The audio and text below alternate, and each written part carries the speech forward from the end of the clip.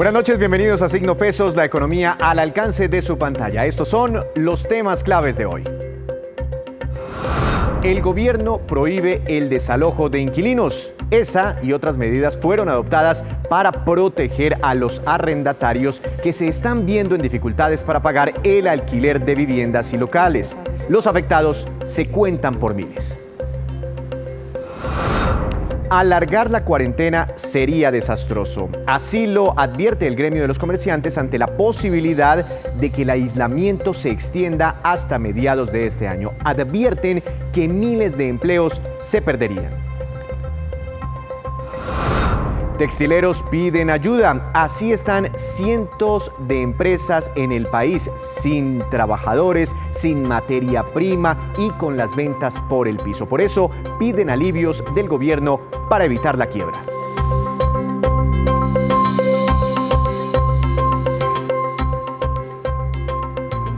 Y comenzamos con las reglas que expidió el gobierno para millones de colombianos que viven en arriendo o que tienen inmuebles arrendados. Son 4 medidas extraordinarias para esta emergencia. La primera de todas, prohibir los desalojos.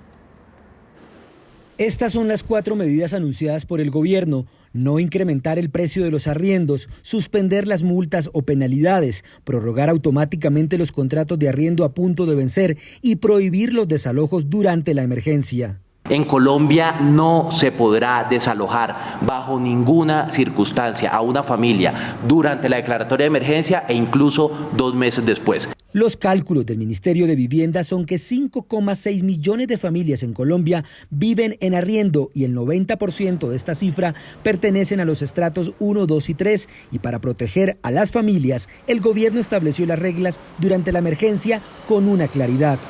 Estas medidas no en ningún momento suponen un incentivo para no pagar.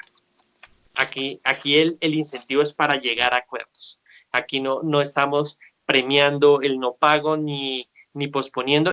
Es decir, que tanto arrendador como arrendatario deberán establecer un acuerdo de pago para que no haya desalojo por un lado, ni se deje de pagar el arriendo por el otro. La norma aplica también para inmobiliarias. El mismo caso que si fuera con otra persona natural, y es llamar a la inmobiliaria, decir, oiga, mire, yo tuve una reducción muy fuerte en los ingresos, miremos qué se puede hacer.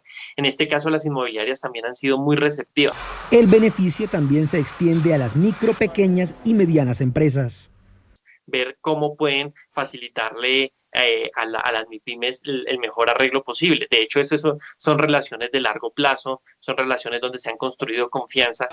El decreto no establece medidas sancionatorias, pero sí la acción de la policía para impedir el desalojo. Puede llamar a la policía y la policía va a estar ahí para evitarlo. Por eso aquí lo último que uno quiere es que lleguen a esas instancias. Aquí estamos en una crisis donde necesitamos la solidaridad de todos para superarla de manera pacífica, acordada. Las 4 medidas aplican para todos los estratos sociales del país que tengan dificultades económicas durante la emergencia. Y en el sector del comercio también es crítica la situación, pues ya miles de dueños de negocios han dicho que no tienen cómo pagar el arriendo de sus locales. Por la cuarentena temen una quiebra. Hicimos un recorrido para conocer esta realidad. El 15 de marzo, Darlene tuvo que cerrar su establecimiento de comercio por las medidas adoptadas por el gobierno y no ha podido volver a trabajar, aunque las deudas siguen creciendo. Yo pago acá 4.200.000, tengo 3 empleados, los cuales ahorita están sin ningún ingreso. Al no tener ingresos, envió este comunicado a su inmobiliaria para saber qué podía hacer con su deuda. Entonces estoy como a la espera de que me digan si realmente puedo acatar un congelamiento o qué. Esta misma situación la vive Lisette, quien tiene un local de manualidades, no tiene ingresos y a su esposo le suspendieron el contrato de trabajo por la situación. Pago un arriendo de 550.000 pesos. Tengo pago hasta el 6 de abril. Y la señora me dice que tengo que sacarlo. Tengo plazo hasta el 6 de abril para sacar y desocuparle. Al hacer un recorrido por la ciudad, este es el panorama de los establecimientos de comercio, la gran mayoría con las puertas cerradas. Por eso las soluciones planteadas por el gobierno para favorecer a los comerciantes no los convence. Nosotros no vamos a tener que pagar 5 millones, si dura 4 millones, 4 meses más, el tema de los arriendos. Son 20 millones que nos van a diferir por ejemplo, a un año, pues nuestro arriendo va a quedar muy caro. Según expertos, la mejor fórmula para sobrellevar esta situación es buscar una conciliación. Hablemos con las marcas y lleguemos a acuerdos de un pago por ahora, de un porcentaje de lo que nosotros podamos pagar y diferimos el resto del pago a un año, 2 años, según el contrato que tengamos con estas marcas. Muchos aseguran que si la medida de cuarentena preventiva se extiende, terminarían en la quiebra, con deudas y con sus empleados en la calle sin trabajo. Pero ¿cuántos colombianos viven en arriendo o cuántos dependen de una entrada de estas? ¿En qué estratos están ubicados los arriendos formales e informales? Catalina Gómez nos cuenta. Bien, pero veamos el panorama del arrendamiento en el país en cifras. Así está. En Colombia en este momento hay un total de 5,6 millones de viviendas arrendadas formalmente. El 52% de los arriendos en Colombia son informales. El 92% de los inquilinos de esos arriendos son de estratos 1, 2 y 3.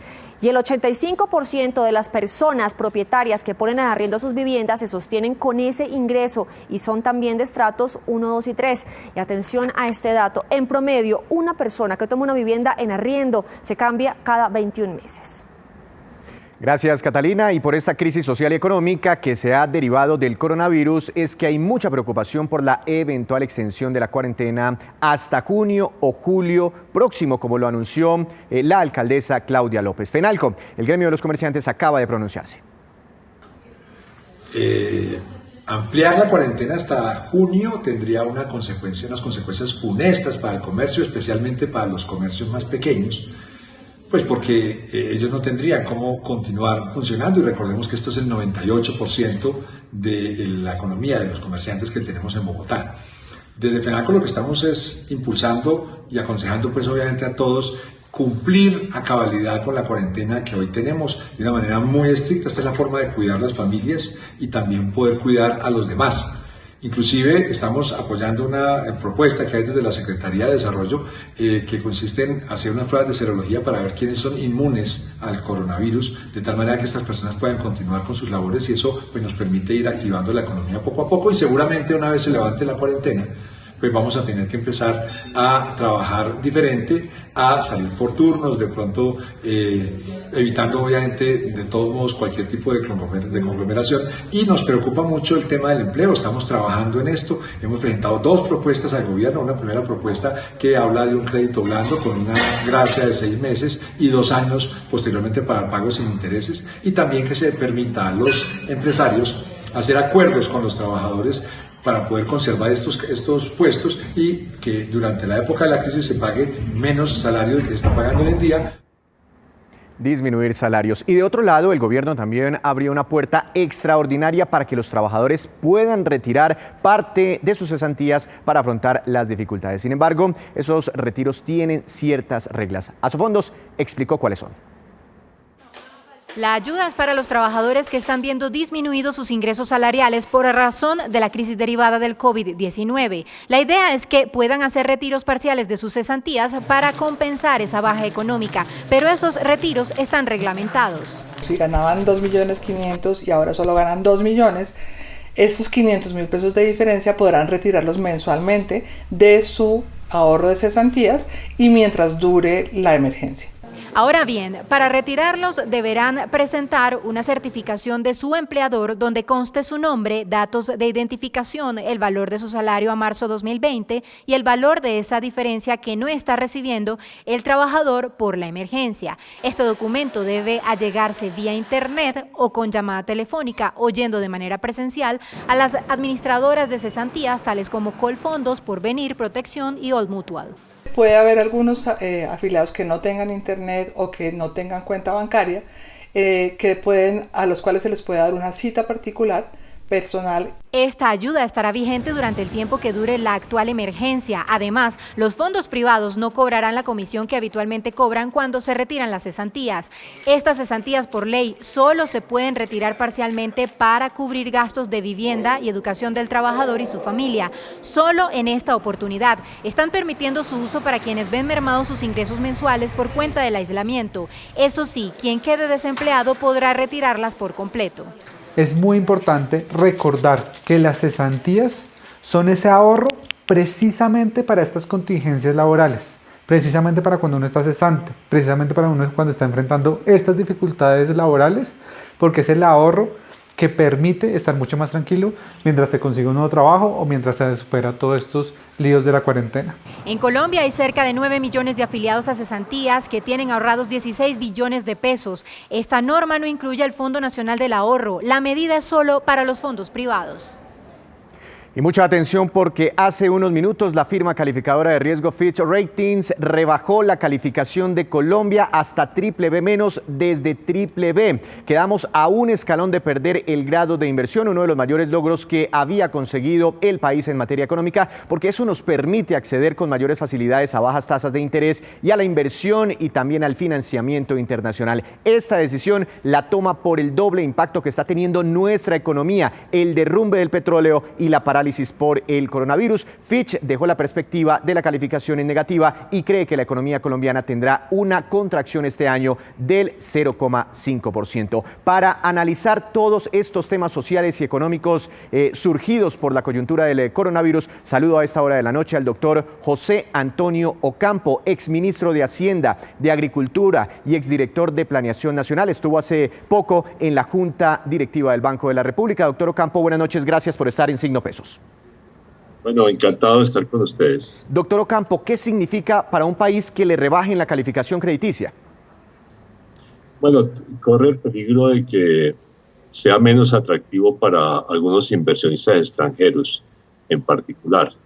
Esto es por lo demás una decisión absurda de estas calificadoras de riesgo.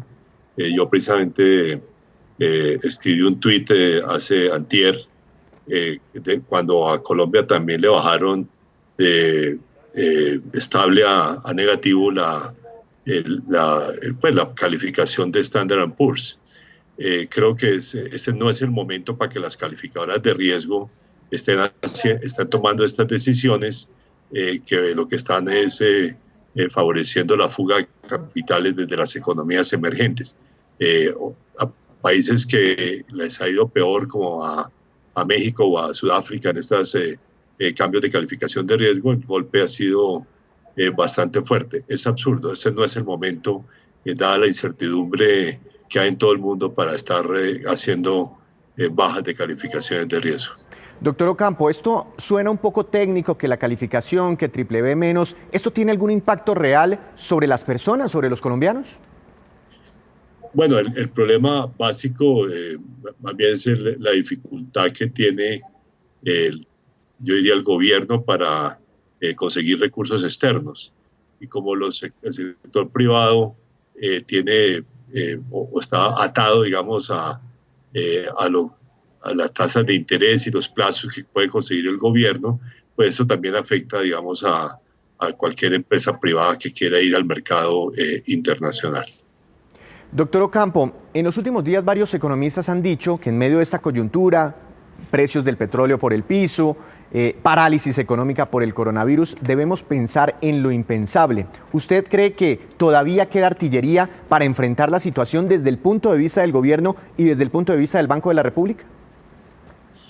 Bueno, desde el punto de vista del Banco de la República es donde, a mi juicio, se han tomado el mayor cúmulo de acciones. Tal vez yo hubiera preferido una tasa de interés más baja en su la decisión que tomaron el viernes pasado.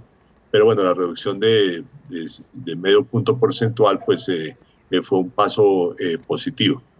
En el caso del gobierno veo muy bien algunas de las decisiones, todo el apoyo a los sectores más vulnerables me parece que es un elemento positivo, varias líneas de crédito que se van a entregar a empresas en sectores afectados. Bueno, y obviamente este aislamiento, esta cuarentena, digamos, a las cuales estamos sujetos todos, que de acuerdo con todos los análisis deben aplanar el efecto del coronavirus sobre, pues, en materia de salud pública y por lo tanto de alguna manera también en materia económica. Me parece a mí que queda un hueco muy importante que tiene un poco que ver con este tema que ustedes estaban planteando anteriormente. Son las pequeñas empresas, digamos, que no tienen. Doctor Ocampo, muchas gracias por habernos acompañado. Las pequeñas empresas que tienen que... Doctor Ocampo, bueno, perdimos la comunicación, aprovechamos para hacer una pausa y cuando regresemos les contamos el impacto de todo esto sobre el sector textil. Ya nos vemos. Regresamos a Signo Pesos. Las aseguradoras de riesgos laborales fueron encargadas de ayudar a la protección del personal médico que atiende en primera línea la emergencia entre los pacientes del coronavirus. El presidente de Fasecolda nos cuenta cómo lo harán.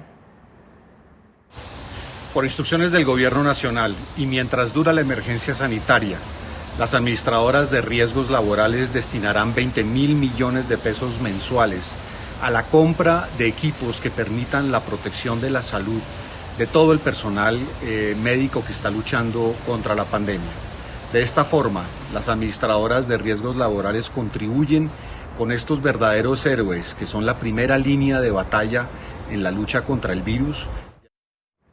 Esto equivale prácticamente al 7% de los recursos de las ARL. Y la difícil situación económica que enfrenta el país por cuenta del COVID-19 alcanzó a los textileros. En varios departamentos aseguran que han parado sus fábricas y que están en riesgo 45.000 empleos. Así permanecen hoy muchas fábricas del sector textil, detenidas y sin personal. Desde el norte de Santander, líderes del gremio aseguran que las pérdidas son millonarias y temen porque la situación les impida pagar la nómina en medio de la emergencia. Somos 4.000 empresas que trabajan en el sector textil confecciones, somos 45.000 personas, el 72% de esas personas son madres cabezas de familia, 30.000 madres que hoy están en sus hogares, 30.000 madres que no tienen cómo llevar el sustento a sus casas. En el Tolima la situación no es diferente. Estas máquinas que han operado por años sin parar, hoy están quietas. Hemos hecho un esfuerzo muy grande con nuestros ahorros y con los recursos de banco para poderles cubrir las quincenas del 30 y posiblemente del 15 de abril. Ante esta crisis, el presidente de la Cámara Colombiana de la Confección hizo algunas propuestas al gobierno nacional. Para que entre los empresarios y los comerciantes podamos llegar a un acuerdo en el pago de los cánones de arrendamiento, ya que al no tener ventas, toda nuestra liquidez se encuentra diezmada. Además, piden que por medio de Bancoldex puedan solicitar préstamos a tasas preferenciales y poder cruzar el IVA y la retención en la fuente. Por su parte, el gobierno hizo una convocatoria para que el sector textil produzca insumos para el personal de salud que además puedan surtir a otros países de la región. Lo que estamos haciendo en el día de hoy es consolidando una red, una movilización nacional del sector productivo alrededor de las necesidades de productos que van a ser definitivos para proteger vidas humanas. Entre los elementos que necesita ese sector hay tapabocas, batas, gorros y guantes, y así se podrá generar empleo y activar la producción de ese gremio. Y saludo a Juan Fernández, quien nos trae hoy noticias de una organización que lleva más de 100 años operando. Juan, ¿cuál es la movida empresarial de hoy? Buenas noches. Víctor, hola, le voy a hablar hoy sobre nombramientos de presidentes de empresas, en este caso el de Pedro Felipe Carvajal como presidente Carvajal S.A. en reemplazo de Bernardo Quintero, quien estaba al frente del grupo desde finales de 2012. Pedro Felipe Carvajal es administrador de empresas de la Universidad de Bentley y tiene una maestría de la Escuela de Negocios de Kellogg. Empezó su carrera hacia 1997 en el Banco Santander y hace más de 10 años hace parte de Carvajal, incluso como presidente de Carvajal Empaques por más de 5 años. Los ingresos de Carvajal S.A. suman más de 1,4 billones de pesos y sus utilidades el año anterior cerca de 40.000 millones de pesos. Juan, hace años ningún miembro de la familia estaba al frente de la organización, ¿verdad? Así es, Víctor, y esto es la interesante de esta movida y de todo esto, el regreso de un miembro de la familia Carvajal a la presidencia de la empresa después de años de no estarlo. Con seguridad, la familia y la junta de la organización tuvieron cada uno por su lado una serie de charlas o reuniones para aceptarlo. En Carvajal los protocolos de familia son muy estrictos y han sido la clave al final para mantener viva su organización, que fue fundada en Cali en 1904 por Manuel Carvajal y que hoy opera en 14 países. La familia Carvajal va por la quinta generación y desde 2008 decidió que por primera vez en su historia un externo, es decir, un no miembro de la familia, dirigiera la empresa. Por eso nombraron en ese año a Ricardo Obregón como presidente y después a Bernardo Quintero. Claro, es una empresa caleña muy importante. ¿Y quién fue el último miembro de la familia Carvajal que estuvo al mando de esta organización, Juan?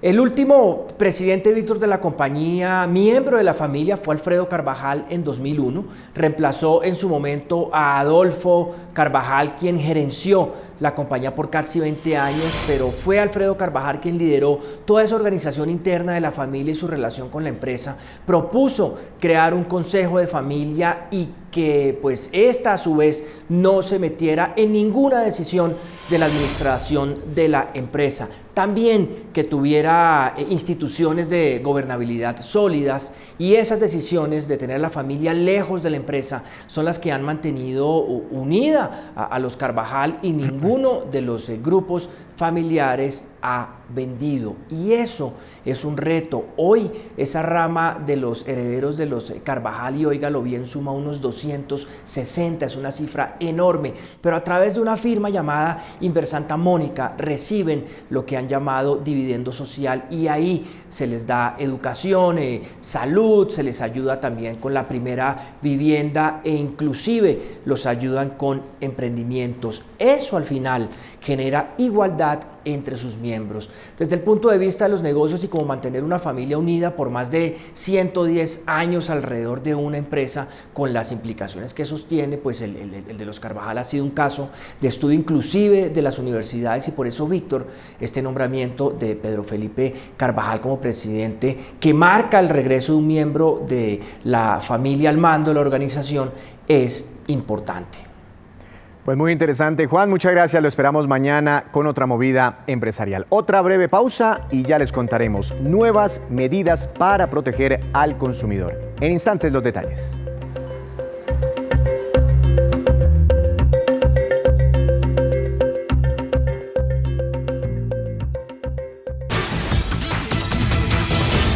Y antes de la emergencia del coronavirus, muchos colombianos tenían pensado invertir cierta parte de su dinero, pero en medio de esa crisis ya lo están dudando. ¿Qué deben hacer? Un experto nos entrega la clave del día sobre este tema. Ahora que sabemos que el coronavirus es un tema coyuntural que afecta desde luego la economía y que puede llegar a tener efectos sobre los ingresos personales, es necesario tener en cuenta cómo invertir. Por eso les vamos a recomendar 3 estrategias. La primera es: no se desespere, no tome decisiones de inversión o desinversión apresuradas, y si ya está invertido, trate de conservar el portafolio de inversión intacto o a menos que tenga necesidades de liquidez urgentes que deba atender. Lo segundo es: evalúe cuáles son las necesidades de dinero en efectivo que deba tener en el corto plazo. Ese corto plazo nos referimos a 3 meses. Una vez haya evaluado esto y sepa que tiene excedentes de liquidez o dinero que no va a utilizar, piense en invertir. Lo tercero es que en estos momentos de coyuntura se presentan oportunidades de inversión interesantes, porque los precios de los activos normalmente tienden a caer. Sin embargo, si usted no es un inversionista experto, piense en invertirse en activos tradicionales o activos conocidos. Y en este caso son los CDTs o fondos de inversión que inviertan en este tipo de activos, CDTs o bonos de muy corto plazo. Si tiene deudas en dólares que deba atender en el corto plazo, trate de provisionarse comprando divisas. Finalmente, siempre busque la asesoría de expertos para que de la mano de ellos pueda tomar siempre las mejores decisiones de inversión. La Superintendencia de Industria y Comercio tenía entre el tintero una norma que busca proteger al consumidor de abusos en medio de la actual emergencia. Ya salió esa medida y aquí está la explicación. La Superintendencia de Industria y Comercio, como Autoridad Nacional de Protección al Consumidor, expidió una circular exhortando a los señores alcaldes para que adelanten las visitas de inspección y vigilancia en materia de protección al consumidor, trasladen esa información a la Superintendencia de Industria y Comercio como Autoridad Nacional de Consumidor y podamos con ello seguir nutriendo el trabajo que venimos adelantando con la Fiscalía en aquello que tiene que ver con delitos económicos, especialmente el acaparamiento, la especulación y el agiotaje, y que eso nos permita a nosotros como Autoridad Nacional poder crear la significatividad de movernos en un caso que pueda proteger al consumidor frente a los abusos que se pueden presentar en materia de precios. Recordemos que los señores alcaldes tienen estas facultades, las cuales ha venido desarrollando siempre la Superintendencia de Industria y Comercio, pero ahorita, por las mismas limitaciones de movilidad y el cierre de muchas de nuestras casas del consumidor para cumplir la cuarentena, exhortamos a que los alcaldes también cumplan con esa función, ordenadamente coordinándola con el gobierno central, como lo ha señalado el señor presidente de la República. Y esta es la cifra del día, 63%, y corresponde a la caída que ha tenido el petróleo de referencia Brent para este año, principal referencia para Colombia. En enero comenzó con una cotización cercana a los $67 por barril. Hoy está cotizando en niveles inclusive inferiores a los $25. Entre tanto, el peso colombiano ha tenido una fuerte devaluación este año del 25%, eso teniendo en cuenta que el 1 de enero teníamos un dólar en 3.258 pesos aproximadamente y hoy se está cotizando en niveles cercanos a los 4.080, muy cerca a los 4.100 pesos. Y estos son los indicadores económicos que usted debe conocer antes de irse a dormir. Precisamente el dólar subió, mañana regirá una tasa representativa del mercado de 4.081 pesos con 6 centavos. Avanzó un poco más de 26 pesos. El petróleo de referencia Brent, principal referencia para Colombia, cayó 3,38% y quedó en $25 con 46 centavos por barril. El precio interno del café bajó y quedó en promedio a 1.210.000 pesos por carga. El índice de la Bolsa de Valores de Colombia tuvo un comportamiento muy negativo, retrocedió 5,41%, tanto que ninguna acción se valorizó, solo hubo pérdidas y otras que permanecieron estables. La que más bajó fue Preferencial Grupo Argos, que retrocedió cerca de un 14%. Y antes de despedirnos, los dejo con este dato. A partir del 13 de abril, es decir, apenas termine la actual cuarentena nacional, volverá el cobro de peajes en todo el país. Como se recordará, esos cobros habían sido suspendidos para ayudar al sector que transporta carga y alimentos con sus finanzas. Pero ya el gobierno dice que no tiene cómo pagarle más a las concesiones que viven de los peajes. Y así terminamos por hoy. Mañana los esperamos con una nueva emisión y toda la información económica que usted necesita saber. Esto es Signo Pesos, la economía al alcance de su pantalla. Buenas noches.